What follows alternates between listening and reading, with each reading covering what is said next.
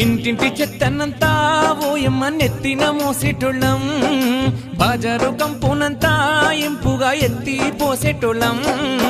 ఊరంతా మీరంతా సల్లగుండాలే, పల్లె తల్లులంతా అమ్మ మాయమ్మ, నిండు ముత్తైదోలే కలకలలాడాలి, గేరి గేరి మాయన్న మాయన్న.